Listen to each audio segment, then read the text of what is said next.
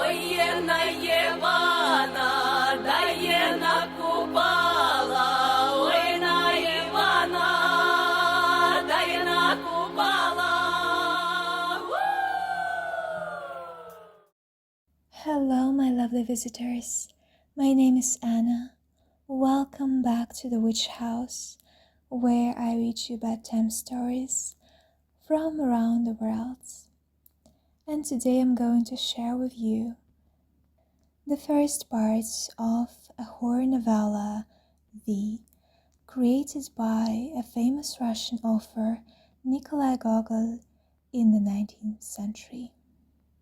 For those of you who don't know, V is a colossal creation of folk imagination. This name is applied by people in Little Russia to the sheaf of the gnomes, whose eyelids reached the ground. So if you are ready to hear this story, just close your eyes and listen.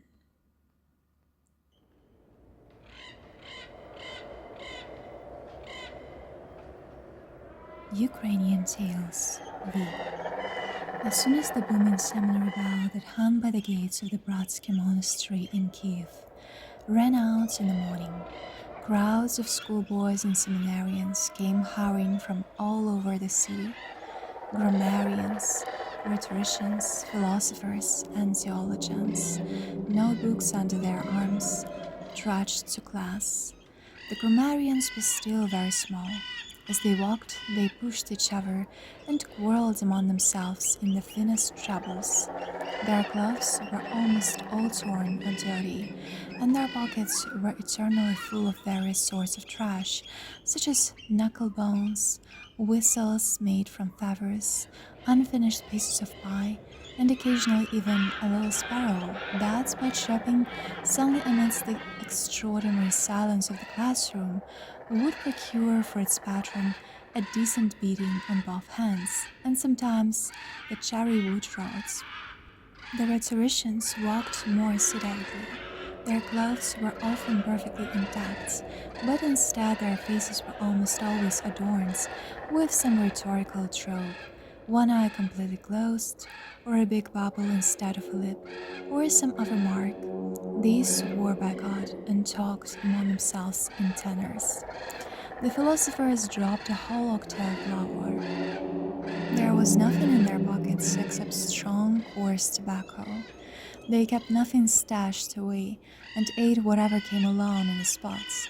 The smell of pipes and vodka sometimes spread so far around them that a passing artisan would stand for a long time sniffing the air like a hound.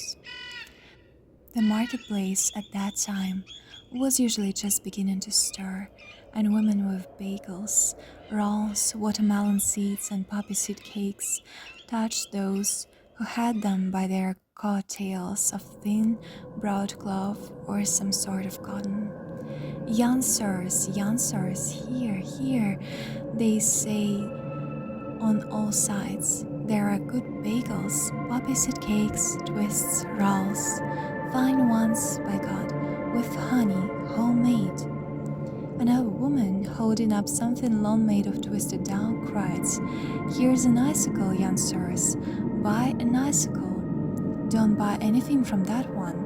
Look how full she is. Her nose is awful and her hands are dirty." But they were afraid to pester the philosophers and theologians, because the philosophers and theologians like to sample things, and always by the handful. On reaching the seminary, the whole crowd settled by classes in low, ceilinged but rather spacious rooms with small windows, wide doors, and dirty desks. The classroom would suddenly be filled with the hum of many voices. The monitors listened to their charges. The ringing tremble of a grammarian would fall in tune with the jingling of the window panes in the small windows, the glass echoing with almost the same sound. From the corner came the low bass of a rhetorician, whose mouth and thick lips ought to have belonged to philosophy at the least. He buzzed in the bass, and from afar all you heard was boo boo boo. The monitors, as they heard the lessons, looked with one eye under the desk, where a roll or dumpling or pumpkin seed stuck out of their separate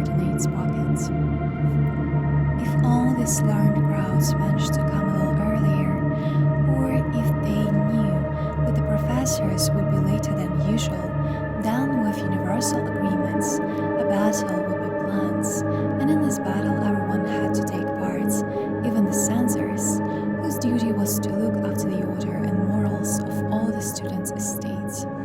Usually 2 theologians decided how the battle would go, whether each class would stand separately for itself, or they should divide themselves into 2 halves, the boarders and the seminary. In any case, it was the grammarians who would begin at first, but as soon as the rhetoricians mixed in, they would flee and stand on higher grounds to watch the battle. Then philosophy with long black mustaches would step forth, and finally theology in terrible ballooning trousers and with the thickest necks. The usual answer was that theology would beat them all, and philosophy, rubbing its sides, would be hustled into class, where it settled down to rest at the desks. A professor who had once taken part in such battles himself, on entering the classroom, would know at once from his students' flushed faces that it had been a fine battle, and while he gave the rhetorics and knuckle rapping, in another class another professor would be applying the wooden stats to the hands of philosophy. With the theologians, it was done in a totally different way. Each was allotted, as the professor of theology put it, a measure of big peas dealt out with a short lever whip. For feast days and solemnities, the boarders and seminarians went around visiting houses with miracle plays. Sometimes they performed a comedy, and on such occasions, some theologian, nearly as tall as the Kiev belfry, would always distinguish himself playing Herodias or the wife of the Egyptian courtier Potiphar. As a reward, they might get a length of linen, or a sack of millet, or half a boiled goose, or the like. All these learned folk, both seminary and boarders, while living in some sort of hereditary hostility among themselves, had extremely poor means of obtaining food and were at the same time extraordinarily voracious, so that to count how many dumplings each of them gobbled up at supper would have been a quite impossible task, and therefore the voluntary donations of wealthy citizens were never enough. Then a senate comprised of philosophers and theologians would send out the grammarians and rhetoricians under the leadership of one philosopher, and would sometimes join them itself, bags over their shoulders to lay waste people's kitchen gardens, and pumpkin gruel would appear in the school. The senators ate so much melon and watermelon that the monitors would hear 2 lessons instead of 1 from them the next day, one proceeding from the mouth, the other growling in the senatorial stomach. Boarders in seminary wore what looked like some sort of long frock coats, which reached heretofore, a technical term meaning below the heels. The most solemn events for the seminary was vacation, beginning with the month of June, when the boarders used to be sent home. Then the whole high roads would be covered with grammarians, philosophers, and theologians. Whoever did not have his own refuge would go to one of his friends. Philosophers and theologians would go on conditions, that is, they would undertake to teach or prepare the children of wealthy people for school, and would earn a new pair of boots by it, and occasionally enough for a frock coat. This whole crowd would strain along together like a gypsy camp, cook kasha for themselves, and sleep in the fields. Each dragged a sack on his back, with a short and a pair of food drags. The theologians were especially thrifty and neat. To avoid wearing out their boots, they would take them off, hang them on a stick, and carry them over their shoulder, especially when there was mud. Then, rolling their trousers to the knee, they would go splashing fearlessly through the puddles. As soon as they caught sight of a farmstead, they would turn off the high roads, and approaching a cottage that looked better kept than the others, would line up in front of the windows and begin a full-throated hymn. The cottager, some old Cossack peasant would listen to them for a long time, leaning on both arms, then weep very bitterly and say, turning to his wife, "Wife, what these students are singing must be something very intelligent. Bring out some lard for them and whatever else we've got." And a whole bowl of dumplings would be poured into a sack. A decent hunk of lard, a few white loaves, and sometimes even a trussed-up chicken would go in as well. Fortified with these supplies, the grammarians, rhetoricians, philosophers, and theologians would continue their way. However, the further they went, the smaller the crowd became. Almost all of them would have reached home, leaving only those whose parental nests were further away than the others. Once during such a journey, free students turned off the high roads in order to provide themselves with victuals at the first farmstead they happened upon, because their sack had long been empty. These were the theologian Halava, the philosopher Homa Brut, and the rhetorician Tiberi Gorbets. The theologian was a tall, broad-shouldered man, and of an extremely strange character. Wherever lay near him, he was sure to steal. On other occasions, his character was extremely glum, and when he got drunk, he would hide in the weeds, and it would cost the seminary enormous efforts to find him there. The philosopher Hamabrut was of a merry disposition. He liked very much to lie about and smoke his pipe. When he drank, he was sure to hire musicians and dance the tripak. He often got a taste of the big piece, but with perfectly philosophical indifference, saying what will be, will be. The rhetorician Tiberi Gorbets did not yet have the right to grow a mustache, drink vodka, and smoke a pipe. All he had was his top knots, and therefore his character was not much developed at that time.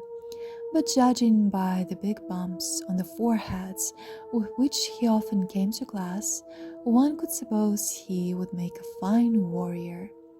The theologian Halava and the philosopher Homa often pulled him by the top knots as a sign of their patronage, and employed him as their deputy.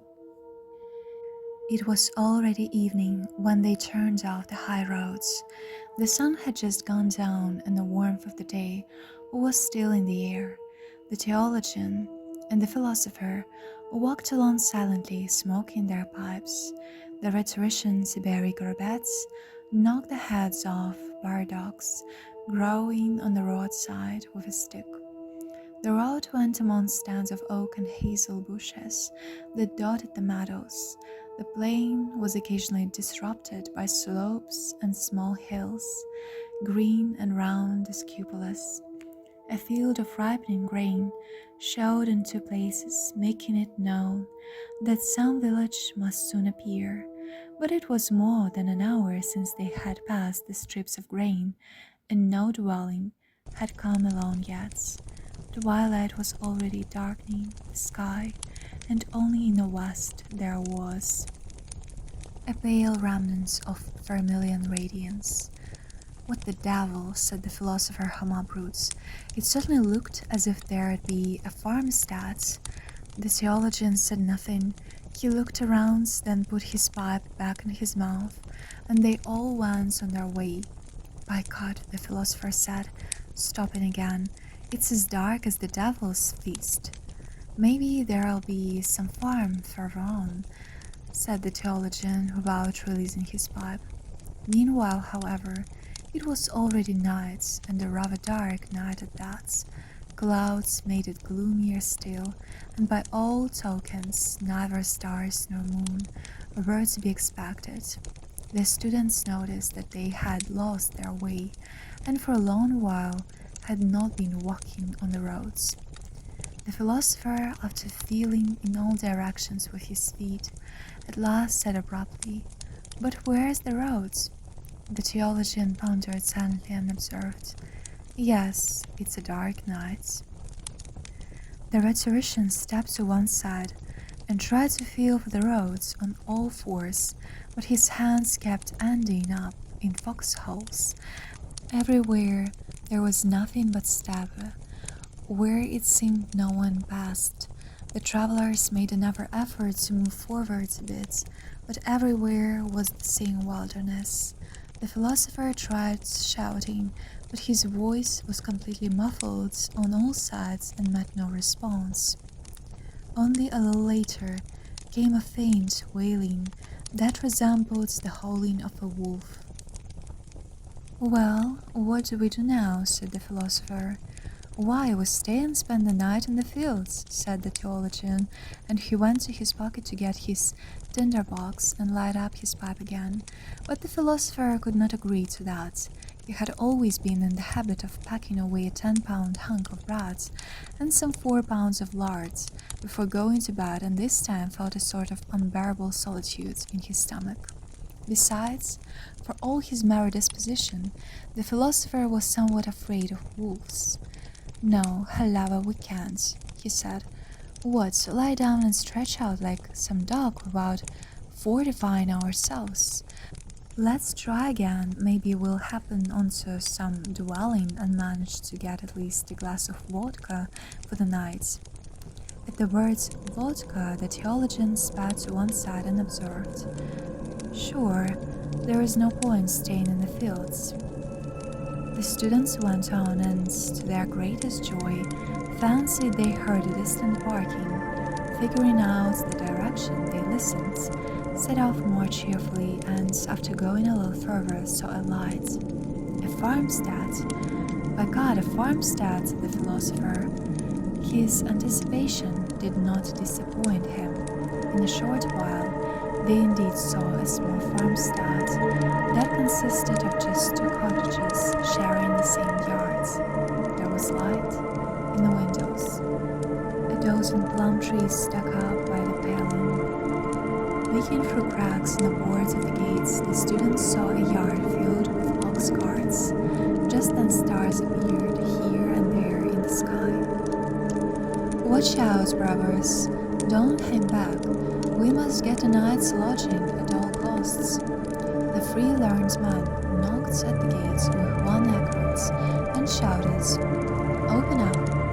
The door of one cottage creaked, and a minute later the students saw before them an old woman in a sheepskin coat. "Who's there?" she cried with a muffled cough. "Let us in for the night, Granny. We've lost our way. It's as bad out in the fields as it is in a hungry belly." "And what sort of folk are you?" "We're homeless folk, the theologian Halava, the philosopher Bruce, and the rhetorician Gorobets." "Can't do it," the old woman grumbled. "I've got a yard full of people, and every corner of the cottage is taken. Where will I put you? And such big and hefty folk at that. My cottage will fall apart if I take in the likes of you. I know these philosophers and theologians. Once you start taking in those strong cards, there soon won't be any house. Away, away with you. There is no room for you here." "Have mercy, Granny. Can it be that Christian souls must perish for no reason at all? Put us up whatever you like, and if we somehow do something or other, let our arms wither, and whatever else God only knows. There." The old woman seemed to soften a little. "Very well," she said, as if considering. "I'll let you in, only I'll make you all sleep in different places, for my heart won't be at peace if you lie together." "That's as you will, we won't object," replied the students. The gates creaked and they went into the yard. "Well, Granny," said the philosopher, following the old woman, "and what if, as they say, by God, it's as if wheels are turning in my stomach. We haven't had a sliver in our mouths since morning." "See what he's after us," the old woman said. "I've got nothing like that, and I didn't start the stove all day. And tomorrow," the philosopher went on, "we'll pay for it all, well and good, in cash. Yes," he went on softly, "the devil you'll get. Go on, and be content with what you've got. Such tender answers the devils brought us. The philosopher Hama became utterly despondent at these words, but suddenly his nose caught the scent of dried fish. He glanced at the trousers of the theologian walking beside him and saw an enormous fish tail sticking out of his pocket. The theologian had already managed to snatch a whole carp off a wagon, and since he had done it not for any profit but simply from habit, and having forgotten his carp completely, was looking around for something else to filch, not intending to overlook even a broken wheel. The philosopher Hama put his hand into his pocket as if it were his very own, and pulled out the carp. The old woman got the students installed. The rhetorician was put in the cottage. The theologian was shut up in an empty closet. The philosopher was assigned to the sheep pen, also empty. The philosopher, left alone, ate the carp in 1 minute, examined the weighted sides of the pan, shoved his foot into the curious snouts that a pig had poked from the next pan, and rolled over on his upper side in order to fall into a dead sleep. Suddenly, the low door opened and the old woman, stooping down, came into the pan. "Well, Granny, what do you want?" said the philosopher. But the old woman came toward him with outspread arms. "Oh," thought the philosopher, "only no, dearie, you are obsolete." He moved slightly further off, but again the old woman unceremoniously came toward him. "Listen, Granny," said the philosopher, "it's a fast period, and I am the sort of man who won't break his fast, even for 1,000 gold rubles."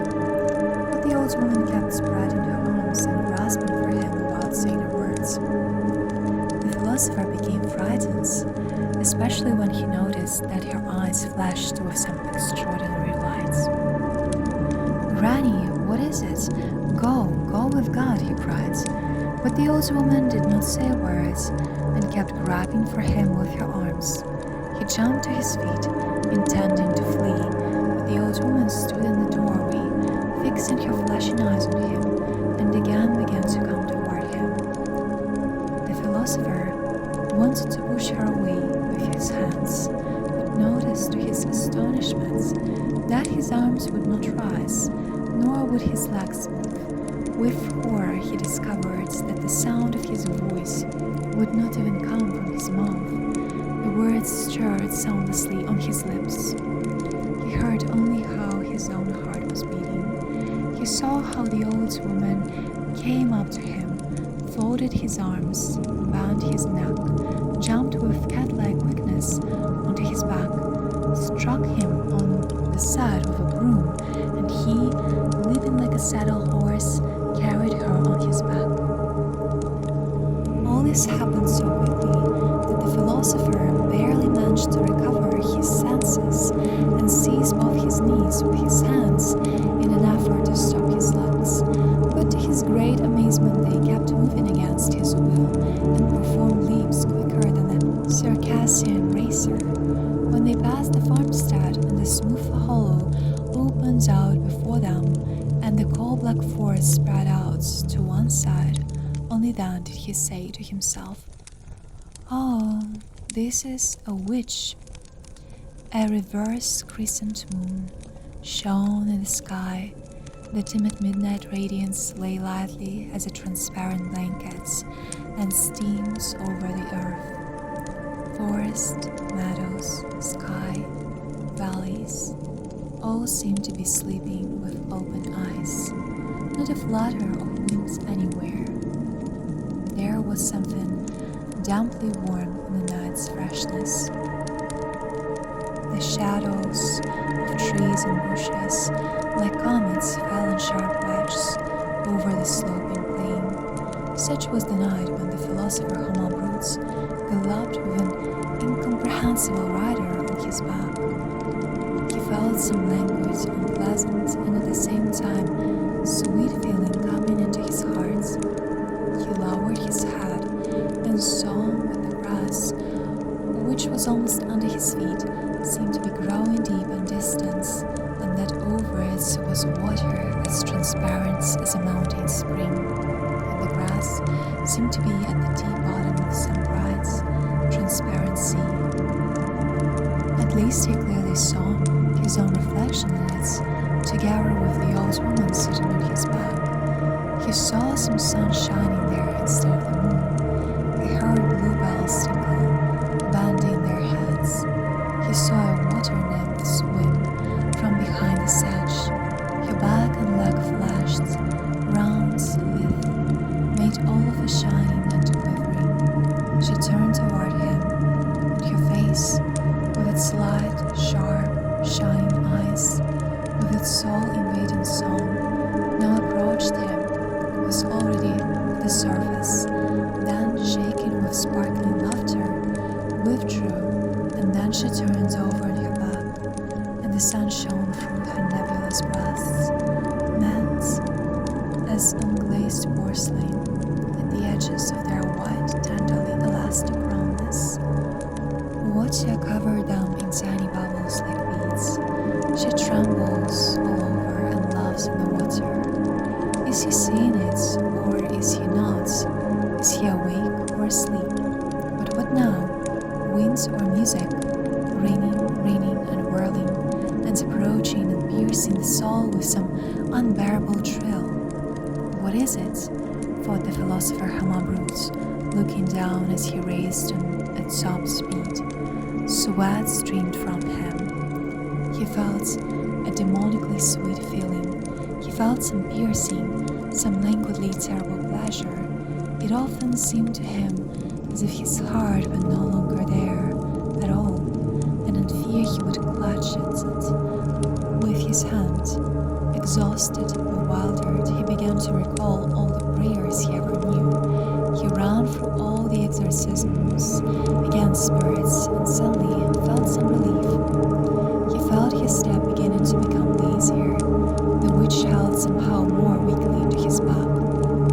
The grass touched him, and he no longer saw anything extraordinary in it. The bright crescent shone in the sky. All right then, thought the philosopher Homa, and he began saying exorcisms, almost aloud. Finally, quick as lightning, he jumped from under the old woman, and in his turn leaped on her back. With her small, quick step, the old woman ran so fast that the rider could hardly catch his breath. The earth just flashed beneath him. Everything was clear in the moonlight, though the moon was not full. The valleys were smooth, but owing to the speed, everything flashed vaguely and confusedly in his eyes. He snatched up a billet lying on the roads and started beating the old woman as hard as he could with it. She let out wild screams. First they were angry and threatening, then they turned weaker, more pleasant, pure and then soft, barely ringing like fine silver bells, penetrating his soul. A thought flashed inadvertently in his head. Is this really an old woman? Oh, I can't take any more, she said in exhaustion, and fell to the ground. He got to his feet and looked into her eyes. Dawn was breaking, and the golden domes of the Kievan churches shone in the distance. Before him lay a beauty, with disheveled, luxurious braids and long, pointy eyelashes. Insensibly, she spread her bare white arms and moaned, looking up with tear-filled eyes. Hama trembled like a leaf on a tree, pity and some strange excitement and timidity, incomprehensible to himself, came over him. He broke into a headlong run. His heart beat uneasily on the way, and he was quite unable to explain to himself the strange new feeling that had come over him. He no longer wanted to go round to the farmsteads and hastened back to Kiev, pondering these incomprehensible incidents as he went. There were almost no students in the city.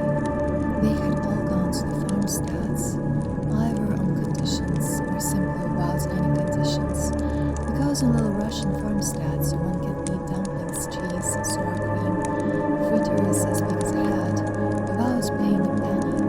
The big, sprawling house where the brothers lodged was decidedly empty, and fourthly, as the philosopher searched in all the corners, even feeling in all the holes and crannies, under the roof, nowhere did he find a piece of bacon, or at least in a niche, things usually stashed away by the quarters.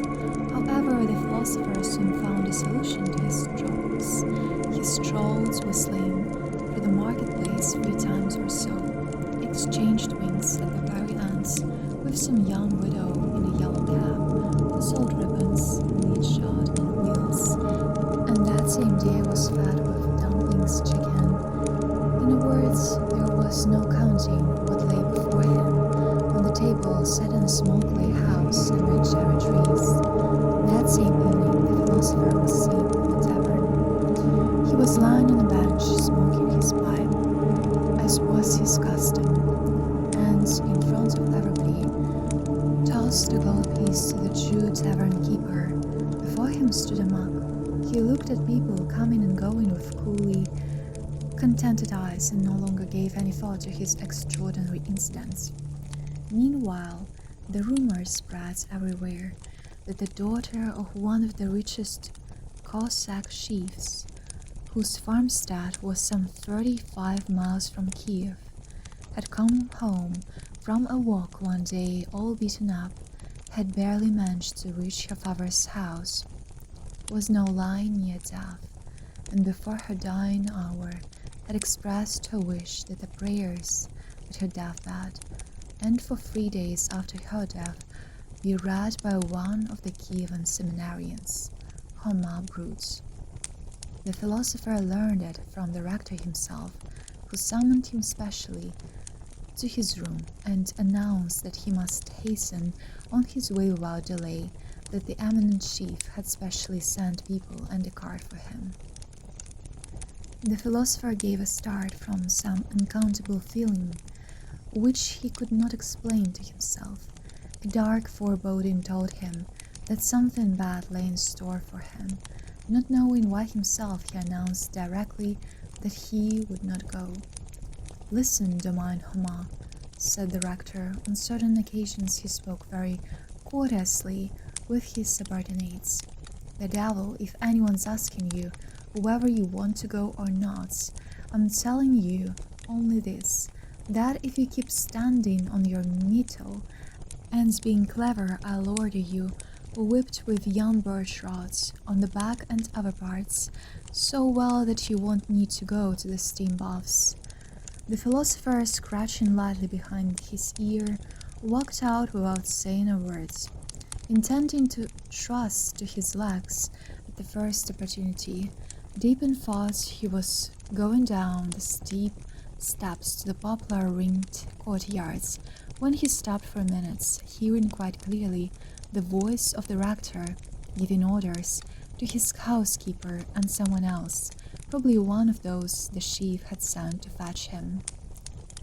"Thank your master for the grain and eggs," the rector was saying, "and tell him that as soon as the books he wrote about are ready, I'll send them at once. I've already given them to the scribe for copying, and don't forget, dear hearts, to tell the master that I know there are good fish to be had on his farmstead, especially sturgeon, which he can send whenever there is a chance.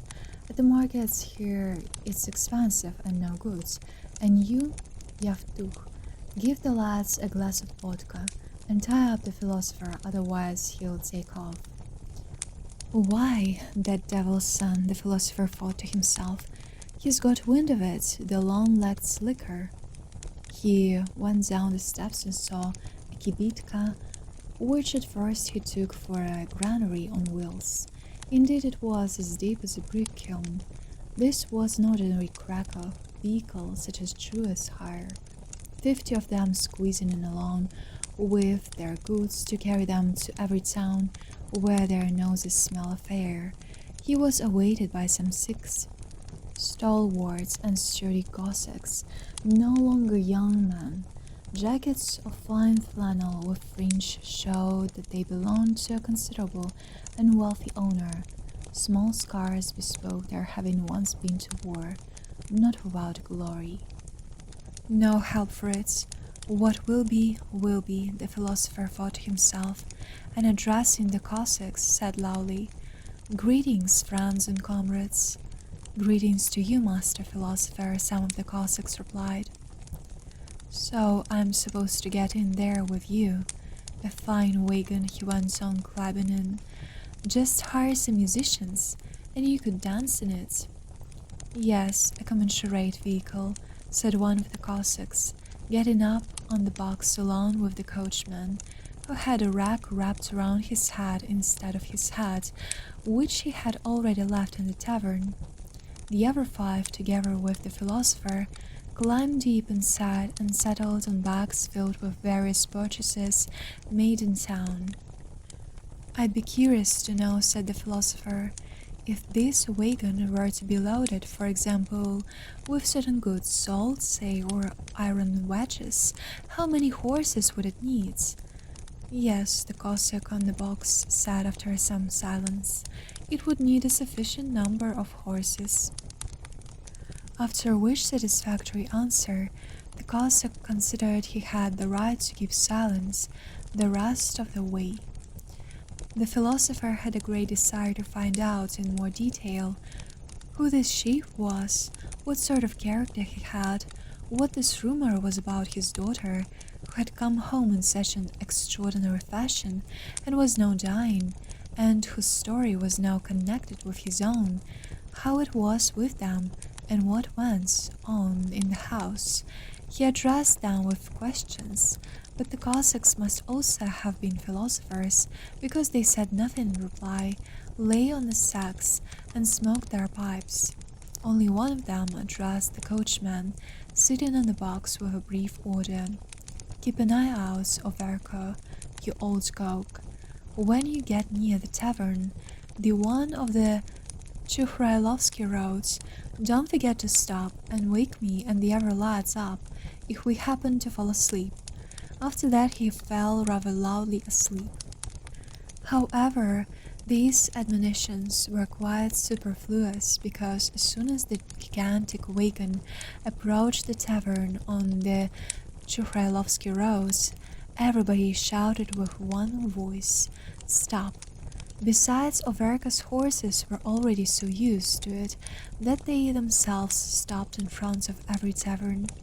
Despite the hot July day, everybody got out of the wagon and went into the low, dingy room where the Jew tavern keeper rushed with signs of joy to welcome his old acquaintances. Under his coat skirts, the Jew brought several pork sausages, and having placed them on the table, immediately turned away from this Talmud-forbidden fruit. They all settled around the table. A clay mug appeared in front of each guest. The philosopher Homa had to take part in the general feasting, and since people in Little Russia, once they get a bit merry, are sure to start kissing each other or weeping, the whole place was soon filled with kissing. "Well now, spirit, give us a smack. Come here, Dorosh, till I embrace you."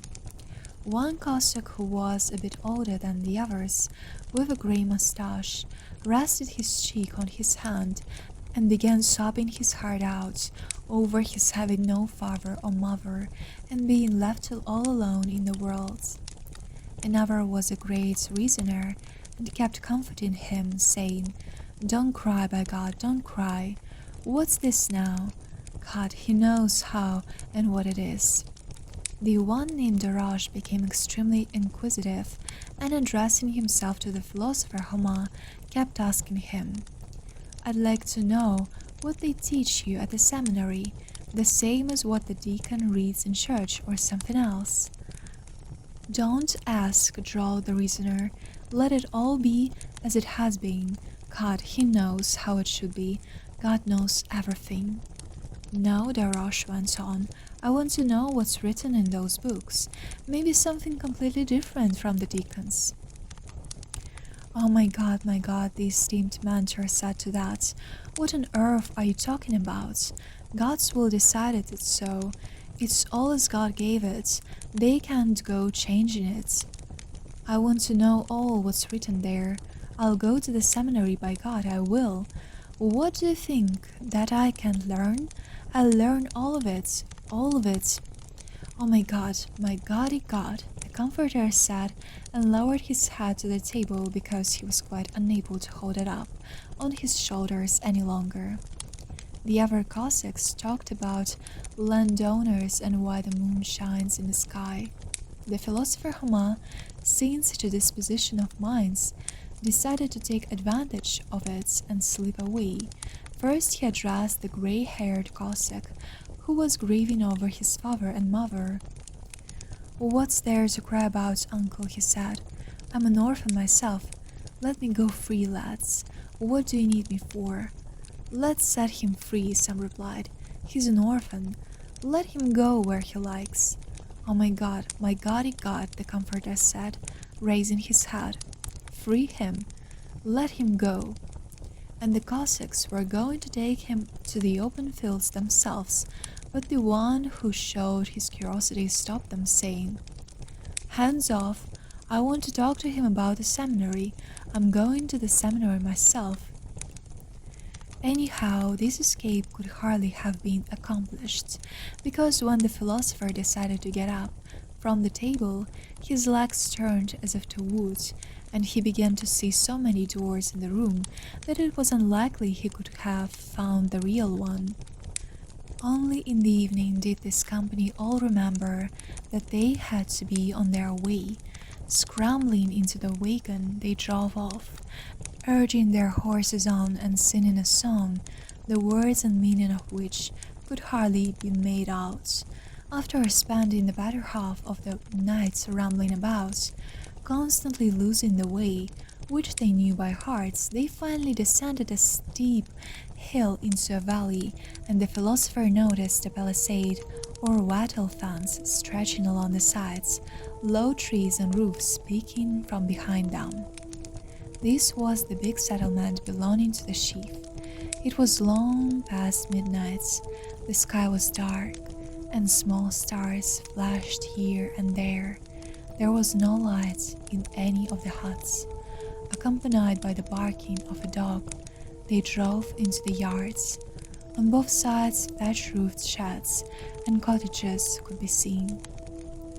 One of them, in the middle, directly facing the gates, was bigger than the rest and seemed to be the owner's dwelling.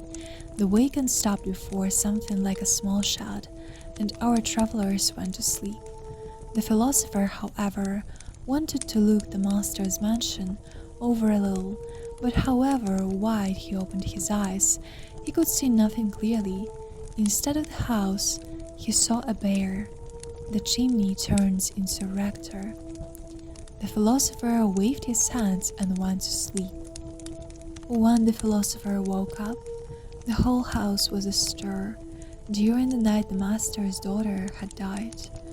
Servants ran to and fro in a flurry. Some old woman cried.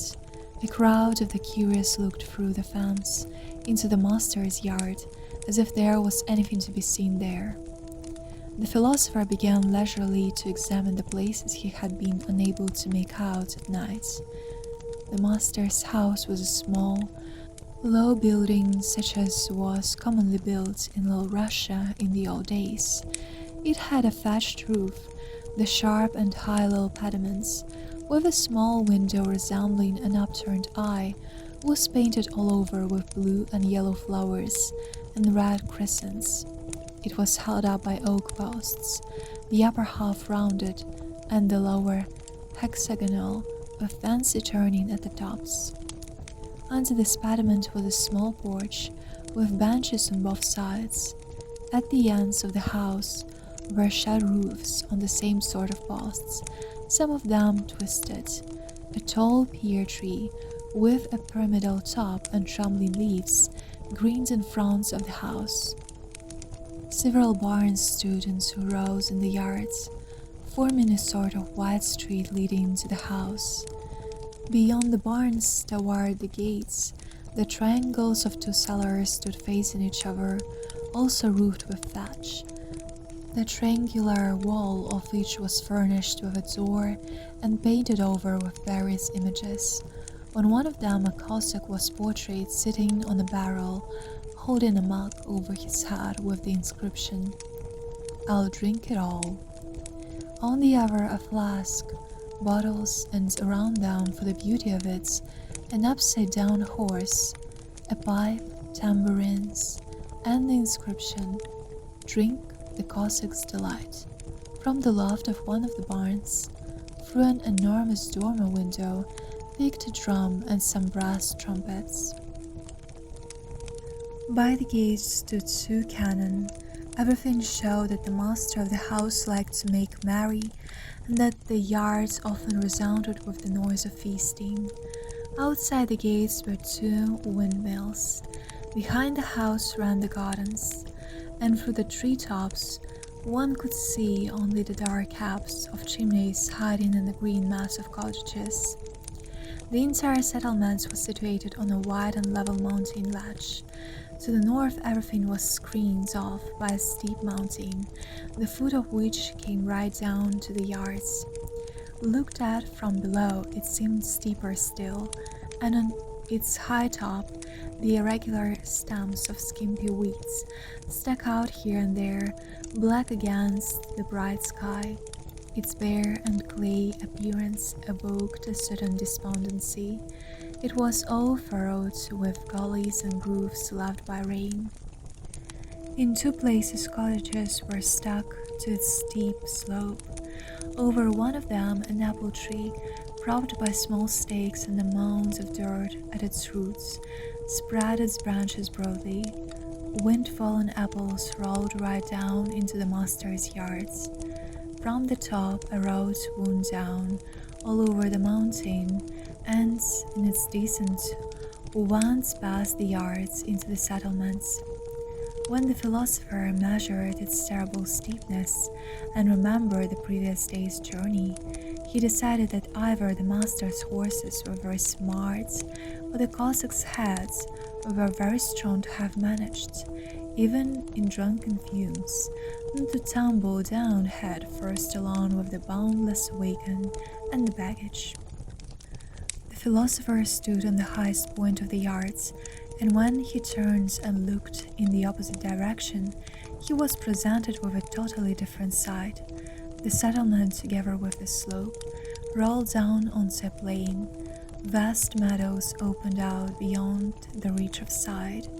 Their bright greenery became darker in the distance, and whole rows of villages loomed far off, though they were more than a dozen miles away.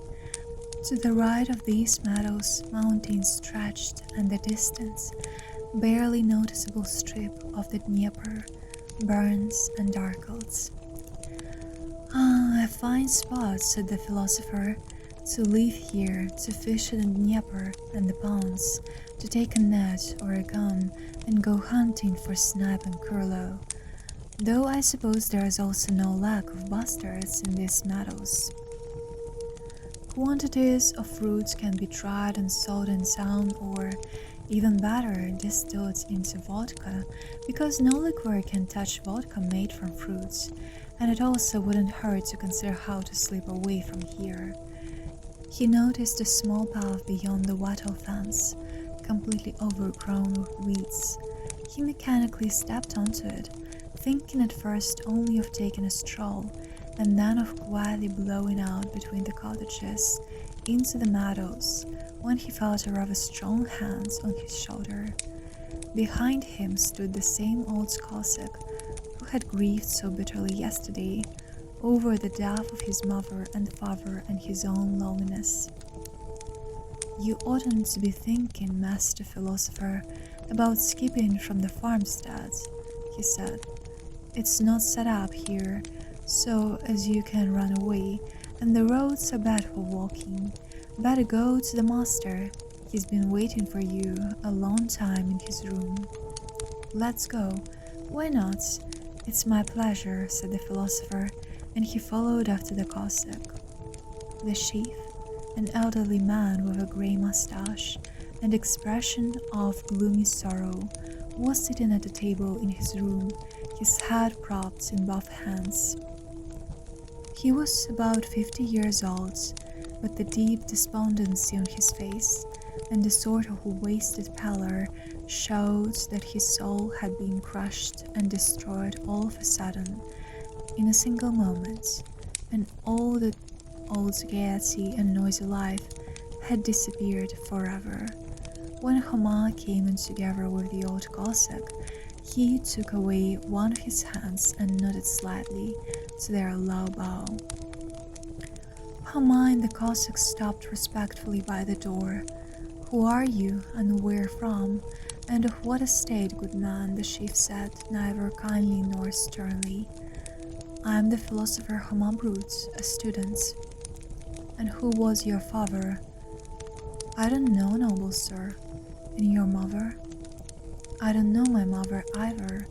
Reasonably considering, of course, there was a mother, but who she was and where from, and when she lived, by God, your honor, I don't know." The chief paused and seemed to sit pondering for a moment.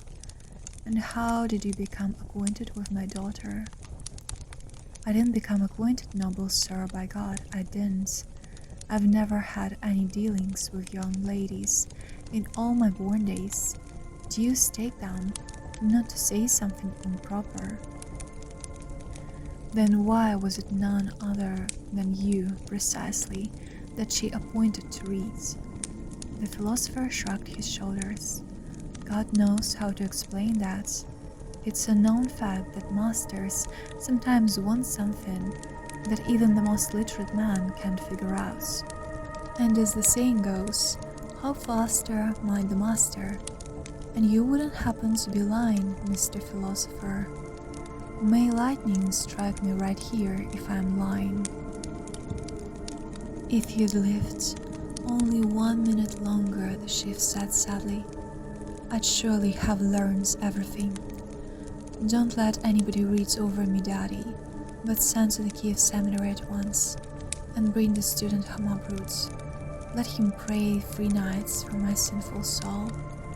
He knows, but what he knows I didn't hear. She, dear soul, could only say that, and then she died. Surely, good man, you must be known for your holy life and God-pleasing deeds, and maybe she heard about you."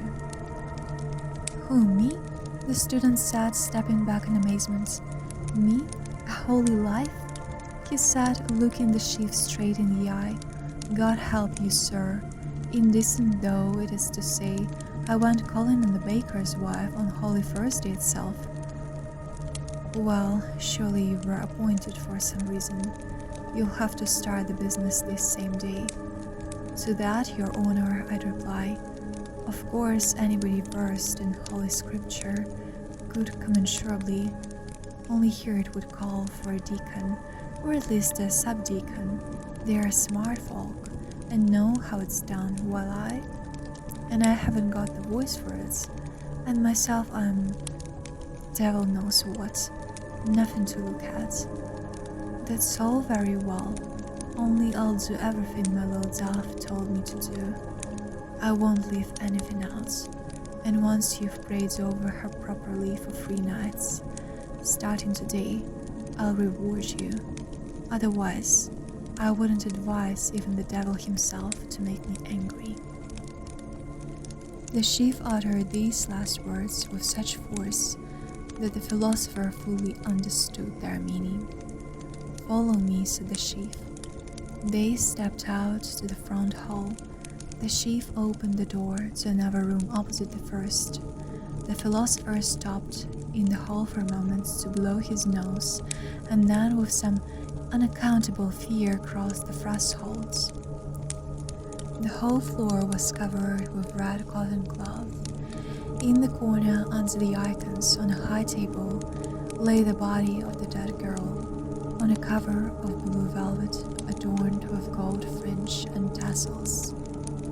Tall wax candles twined with guilder rose stood at her head and feet, shedding their dim lights, Lost in the brightness of day, the face of the dead girl was screened from him by the disconsolate father, who sat before her, his back to the door. The philosopher was struck by the words he heard. "I'm not sorry, my darling daughter, that you, to my sorrow and grief, have left the earth in the flower of your youth, without living out your allotted term. I'm sorry, my little dove, that I do not know who it was, what wicked enemy of mine, that caused your death. And if I knew of anyone who might only think of insulting you or just of saying something unpleasant about you, I swear to God, he would never see his children again. If you happen to be as old as I am, or his father and mother, if he was still a young man, and his body would be thrown to the birds and beasts of the steppe. But who is me, my wild marigolds, my little quail, my bright star, that I must live out the rest of my life with no delights, wiping the tears with my coat-tails as they flow from my aged eyes, while my enemy rejoices and laughs secretly at the feeble old man." He stopped, and the reason for it was the rending grief that resolved itself in a whole flood of tears. The philosopher was moved by such inconsolable sorrow. He coughed and gave a muffled grunt, wishing thereby to clear his voice a little. The chief turned and pointed to the place at the dead girl's head before a small lectern on which some books lay. "I can do the 3 nights' work somehow," thought the philosopher, "and the master will fill my pockets with gold coins for it." He approached and, clearing his throat once more, began to read, paying no attention to anything around him, and not daring to look into the dead girl's face. A deep silence settled in. He noticed that the chief had left. Slowly he turned his head to look at the dead girl and a shudder ran through his veins. Before him lay a beauty such as there had never been on earth. It seemed that facial features had never before been assembled into such sharp yet harmonious beauty. She lay as if alive, her brow beautiful, tender, like snow, like silver, seemed thoughtful.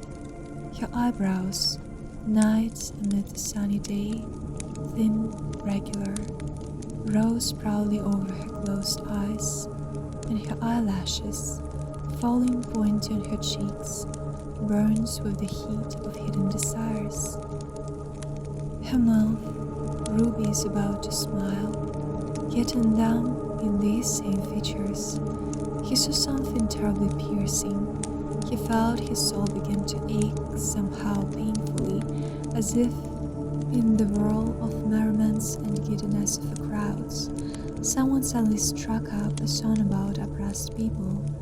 The rubies of her mouth seemed to make the blood scald his heart. Suddenly something terribly familiar showed her face. The witch, he cried out in a voice not his own, looked away, turned pale, and began reading his prayers. It was the very witch he had killed.